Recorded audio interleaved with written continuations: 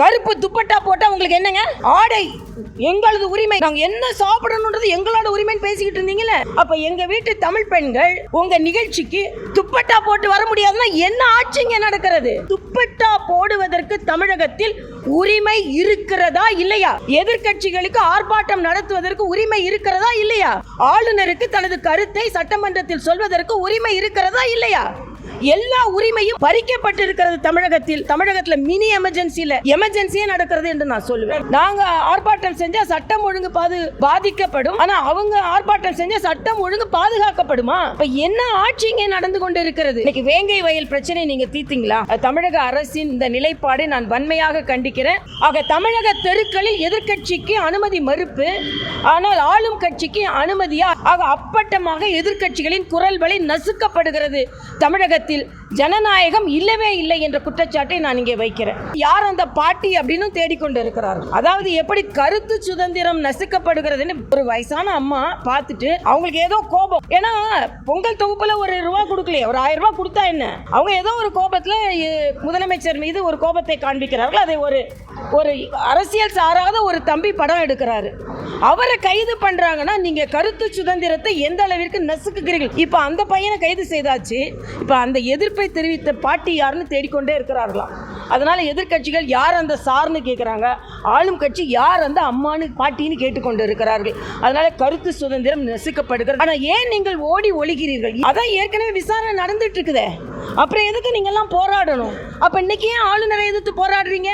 திமுக காரர்கள் ஆர்ப்பாட்டத்திற்கு வந்தவர்களை கைது செய்ததா இல்லையா தமிழக காவல்துறை? அப்ப திமுக ஆர்ப்பாட்டத்துக்கு எப்ப வேணாலும் அனுமதி, பாஜக மற்றும் எதிர்க்கட்சிகளின் ஆர்ப்பாட்டத்திற்கு எப்பொழுதுமே அனுமதி கிடையாது. அது மட்டும் இல்ல, பெண் தலைவர்கள் தங்களது கோரிக்கையை பெண்களுக்கு பாதுகாப்பு வேண்டும் என்று தமிழக தெருக்களில் இறங்கி போராடுவதற்கு அனுமதி கிடையாது. ஆக அண்ணன் ஸ்டாலின் தலைமையில் என்ன ஆட்சி நடந்து கொண்டிருக்கிறது என்று எனக்கு தெரியவில்லை. ஒரு சர்வாதிகார ஆட்சி. திமுக நினைச்சா போராடலாம், அண்ணன் வைகோ நினைச்சா டங்ஸ்டன் அந்த பிரச்சனை தீர்ந்து போச்சு.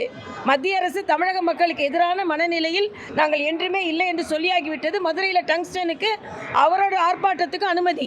திருமாவளவன் அவர்கள், அண்ணன் திருமாவளவன் அவர்கள், மரியாதைக்குரிய அமித்ஷா அவர்கள், அம்பேத்கர் அவர்கள் நாங்கள் மதிக்கிறோம் என்று விவரம் சொல்லிவிட்ட பிறகும் அவர்கள் ஒரு ஆர்ப்பாட்டம். ஆனால் இன்னைக்கு தேசிய கீதம் உதாசீனப்படுத்தப்பட்டிருக்கிறது. அதற்கு ஆளுநர் ஒரு கண்டனத்தை தெரிவித்தால், ஆனால் நீங்கள் அவரை எதிர்த்து ஆர்ப்பாட்டம் செய்வதற்கு அனுமதி, எல்லா இடங்களிலும் அனுமதி. நாங்க ஆர்ப்பாட்டம் செஞ்சா சட்டம் ஒழுங்கு பாதிக்கப்படும், ஆனா அவங்க ஆர்ப்பாட்டம் செஞ்சா சட்டம் ஒழுங்கு பாதுகாக்கப்படுமா? இப்ப என்ன ஆட்சிங்க நடந்து கொண்டு இருக்கிறது?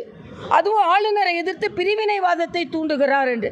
எங்கேயானும் தேச ஒற்றுமைக்கான தேசிய கீதத்தை மரியாதை கொடுங்கள் என்று சொன்னால் அது பிரிவினைவாதம் என்று புதிய அர்த்தத்தை தமிழக அரசு தான் கற்பிக்க முடியும். அதனால அண்ணன் ஸ்டாலின் தலைமையில் உள்ளவர்கள் இன்னைக்கு வேங்கை வயல் பிரச்சனை நீங்க தீர்த்தீங்களா? இன்னைக்கு ஆண்ட பரம்பரைன்னு உங்களோட அமைச்சர் ஒருவரே ஜாதிய பாகுபாடோடு பேசுகிறார், அதை கண்டிச்சிங்களா? ஆக வேறுபாடையும் பிரிவினையையும் ஏற்படுத்துவது தமிழக முதலமைச்சர் அவர்கள் தான், அதை கண்டிக்காதது. ஆனால் அதே நேரத்தில் ஆளுநர் ஒரு கோரிக்கை வைத்தார், அதுவும் தேசிய கீதத்திற்காக ஒரு கோரிக்கை வைத்தார். அதை நிராகரித்து விட்டு இன்னைக்கு அவருக்கு எதிராகவே ஆர்ப்பாட்டம். அப்ப தமிழகத்தில் கொழுந்து விட்டு எரிந்து கொண்டிருக்கின்ற பெண்களுக்கு எதிரான குற்றங்கள், அதை மறைப்பதற்காக இன்னைக்கு ஆர்ப்பாட்டம் செய்கிறீர்கள். அதனால் தமிழக அரசின் இந்த நிலைப்பாடை நான் வன்மையாக கண்டிக்கிறேன். தமிழக அரசு பதில் சொல்லி ஆக வேண்டும். சென்ற 10 நாட்களில் ஆயிரக்கணக்கான தலைவர்களும் தொண்டர்களும் கைதாகினார்கள், அனுமதி மறுக்கப்பட்டது. ஆக தமிழக தெருக்களில் எதிர்க்கட்சிக்கு அனுமதி மறுப்பு, ஆனால் ஆளும் கட்சிக்கு அனுமதியா என்ற ஒரு கேள்வியை நீங்கள் எந்த நிலையில் அவர்களுக்கு என்னைக்கு அவங்க அனுமதி கொடுத்தாங்க? நாங்கள் ஆர்ப்பாட்டம் கொடுத்தா கூட 5 நாளைக்கு முன்னால் நீங்கள் அனுமதி பெறணும்னு சொல்கிறீங்க. நேற்று அனுமதி பெற்று இன்று எப்படி ஆர்ப்பாட்டம் நடத்துகிறார்கள்? ஆக அப்பட்டமாக எதிர்க்கட்சிகளின் குரல் வலை நசுக்கப்படுகிறது. தமிழகத்தில் ஜனநாயகம் இல்லவே இல்லை என்ற குற்றச்சாட்டை நான் இங்கே வைக்கிறேன். அதாவது தமிழ்நாட்டில் யார் அந்த சார் அப்படின்னு தேடும்போது யார் அந்த பாட்டி அப்படின்னு தேடிக்கொண்டு இருக்கிறார்கள். அதாவது எப்படி கருத்து சுதந்திரம் நசுக்கப்படுகிறதுன்னு ஒரு வயசான அம்மா பார்த்துட்டு அவங்களுக்கு ஏதோ கோபம். ஏன்னா பொங்கல் தொகுப்புல ஒரு ரூபா கொடுக்கலையே, ஒரு 1000 ரூபாய் கொடுத்தா என்ன? அவங்க ஏதோ ஒரு கோபத்துல முதலமைச்சர் மீது ஒரு கோபத்தை காண்பிக்கிறார்கள். அதை ஒரு அரசியல் சாராத ஒரு தம்பி படம் எடுக்கிறார். இருக்கிறாரு. அவரை கைது பண்றாங்கன்னா நீங்க கருத்து சுதந்திரத்தை எந்த அளவிற்கு நசுக்குகிறீர்கள்? நீங்க தான் கருத்து சுதந்திரத்தை பத்தி பேசுறீங்க. இப்ப அந்த பையனை கைது செய்தாச்சு. இப்ப அந்த எதிர்ப்பை தெரிவித்த பாட்டி யாருன்னு தேடிக்கொண்டே இருக்கிறார்களாம். அதனால எதிர்கட்சிகள் யார் அந்த சார்னு கேட்குறாங்க, ஆளும் கட்சி யார் அந்த அம்மானு பாட்டின்னு கேட்டுக்கொண்டு இருக்கிறார்கள். அதனால கருத்து சுதந்திரம் நசுக்கப்படுகிறது. யார் அந்த சார்னா, அந்த பாதிக்கப்பட்ட பெண் சொல்லியாச்சு, விசாரணைகள் வந்தாச்சு. ஆனால் ஏன் நீங்கள் ஓடி ஒளிகிறீர்கள்? இன்னைக்கு வரைக்கும் முதலமைச்சர் அவர்கள் வரம்பு மீறி ஆளுநரை பற்றி ஒரு ட்வீட் போடுறார். ஆனால் அண்ணா பல்கலைக்கழகத்தில் பாதிக்கப்பட்ட பெண்ணைக்கு நியாயம் கிடைக்க வேண்டும் என்று ஏன் நீங்கள் யாரும் வாயை திறக்க மாட்டேன்றீங்க? சகோதரி கனிமொழி சொல்கிறாங்க, அதான் ஏற்கனவே விசாரணை நடந்துட்டு இருக்குதே, அப்புறம் எதுக்கு நீங்கள்லாம் போராடணும்? அப்போ இன்னைக்கு ஏன் ஆளுநரை எதிர்த்து போராடுறீங்க? ஏற்கனவே நேற்று அதுக்கான பதிலை சொல்லிட்டீங்கல்ல, தப்பான பதிலை சொல்லிட்டீங்கல்ல, அப்புறம் எதுக்கு இன்னைக்கு ஆர்ப்பாட்டம் பண்ணுறீங்க? யாரை எதிர்த்து ஆர்ப்பாட்டம் பண்ணுகிறீர்கள்? உங்கள் ஆட்சியை எதிர்த்தே ஆர்ப்பாட்டம் பண்ணுகிறீர்களா? ஆக இது மிக தவறான போக்கில் தமிழக அரசு சென்று கொண்டிருக்கிறது என்பதற்கு சமீபத்திய நிகழ்வுகள் ஒரு சான்று என்பதை நான் தெரிவித்துக் கொள்கிறேன். பொங்கல் வருகிறது, பொங்கல் தொகுப்பு, பொங்கலுக்கு அவர்கள் தொகை கொடுக்கணும், அவங்களுக்கு செலவு தொகை, பொங்கலுக்கான கொண்டாட்ட தொகை எங்கே? அதை கொடுக்க மாட்டாங்க. ஏன்னா சூரியன் உதிக்கும் போது, அந்த பொங்கலுக்கு உள்ள சூரியன் உதிக்கும் போது கொடுத்தா, தேர்தல் சூரியன் உதிக்கும் போது அவங்க மறந்துடுவாங்களாம். அதனால் எல்லாவற்றையுமே தேர்தல் கண்ணோட்டத்தோடு பார்த்து கொண்டிருக்கும் பொழுது 2026 உங்களுக்கு மிகப்பெரிய அடியை தரும் என்பது எனது கருத்து. எந்த வகையில் தேசியம் வந்து அதுக்கு எல்லாம் எக்ஸ்பிளனேஷன்லாம் சொல்லியாச்சுப்பா. மரபு மீறணும்னு சொல்லிருக்கீங்க. இல்லை, மரபு மீறல் இல்லை. நான் என்னன்னு கேட்குறேன். திமுக திராவிட முன்னேற்ற கழகம் திராவிட முன்னேற்ற கழகம் தேசியத்தின் மீது எவ்வளவு அக்கறை கொண்டார்கள் என்று எல்லாருக்குமே தெரியும்.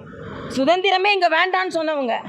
அதே மாதிரி தங்களது கட்சி அலுவலகத்தில் சுதந்திர தினத்திற்கும் குடியரசு தினத்திற்கும் தேசிய கொடியை ரொம்ப நாள் கழித்து தான் இன்றைக்கி ஏற்றுறாங்க. சரி, உங்கள் தமிழ்தாய் வாழ்த்தோட அன்பு எங்களுக்கு தெரியும். 70லிருந்து பல முறை ஆட்சிக்கு வந்தும் 1991 தானே தமிழ்தாய் வாழ்த்து பாட, அதுவும் மரியாதைக்குரிய ஜெயலலிதா அவர்கள் ஆட்சியில் தானே அது வந்திருக்குது. இடையில ஏன் தமிழ்தாய் வாழ்த்தை மறந்தீங்க? ஏன் மறந்தீங்க? அப்போ உங்களுக்கு வேணுன்றப்போ அப்போ இன்னொன்று கேட்குறேன், மரியாதைக்குரிய முதலமைச்சர் கலந்து கொண்ட நிகழ்ச்சியிலேயே தமிழ்தாய் வாழ்த்து பாடலையே, அப்போ என்ன வரம்பை நீங்கள் மீறுறீங்க? எல்லாத்துக்கும் மேலேங்க கருப்பு துப்பட்டா போட்டால் உங்களுக்கு என்னங்க? ஆடை எங்களது உரிமை, நாங்கள் என்ன சாப்பிடணுன்றது எங்களோட உரிமைன்னு பேசிக்கிட்டு இருந்தீங்களே, அப்போ எங்கள் வீட்டு தமிழ் பெண்கள் உங்கள் நிகழ்ச்சிக்கு துப்பட்டா போட்டு வர முடியாதுன்னா என்ன ஆட்சிங்க நடக்கிறது? கருப்பு துப்பட்டா வந்து ஏன் பயப்படுறீங்க? எல்லாவற்றையும் பார்த்து பயந்து, ஆளுநரை பார்த்தா பயம், ஆளாளை பார்த்தா பயம், எதிர்கட்சியை பார்த்தா பயம், பெண்களை பார்த்தால் பயம், பெண்களோட துப்பட்டா பார்த்தா பயம், பெண்களோட கருப்பு துப்பட்டா பார்த்தா பயம். என்னங்க இது? தமிழ்நாட்டில் என்ன நடந்து கொண்டு இருக்கிறது? காவியை பார்த்து பயந்துட்டு இருந்தீங்க, ஓகே, அது எங்களோட நிறம்னு நாங்கள் வந்து அனுமதித்தோம். ஏன்னா காவியை பார்த்தாலே உங்களுக்கு பயம். ஆனால் கருப்பை பார்த்து இப்போ ஏன் பயப்பட ஆரம்பிக்கிறீங்க? கருப்பு துப்பட்டாவை பார்த்து ஏன் பயப்பட ஆரம்பிக்கிறீங்க? ஹிஜாப் போட்டதுக்கு அது போட்டு தான் வரலாம், அது உங்கள் உரிமைன்னு நீங்கள் சொன்னீங்கல்ல, நாங்களும் அதில் தலையிடலை. ஆனால் எனக்கு துப்பட்டா போடுவதற்கு தமிழகத்தில் உரிமை இருக்கிறதா இல்லையா? எதிர்கட்சிகளுக்கு ஆர்ப்பாட்டம் நடத்துவதற்கு உரிமை இருக்கிறதா இல்லையா? ஆளுநருக்கு தனது கருத்தை சட்டமன்றத்தில் சொல்வதற்கு உரிமை இருக்கிறதா இல்லையா? எல்லா உரிமையும் பறிக்கப்பட்டிருக்கிறது தமிழகத்தில்.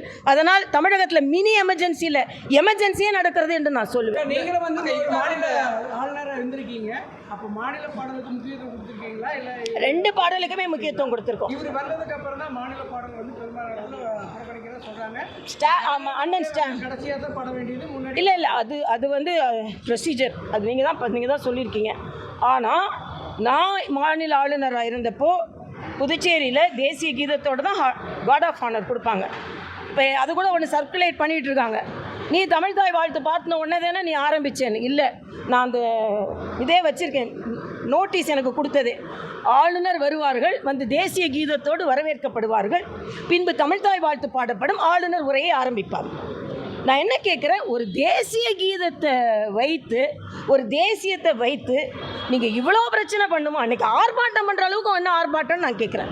அதனால தமிழகத்தில் எல்லா குரல் வலையும் நெரிக்கப்படுகிறது என்பது எனது கருத்து. அதுல எதிர்க்கட்சி மட்டும் இல்ல, இன்னைக்கு கூட்டணி கட்சிகளும் தனது எதிர்குரலை கொடுத்து கொண்டு இருக்கிறார்கள். கம்யூனிஸ்ட்கள் எதிர்குரல் கொடுக்க ஆரம்பிச்சாச்சு, காங்கிரஸ் எதிர்குரல் கொடுக்க ஆரம்பிச்சாச்சு.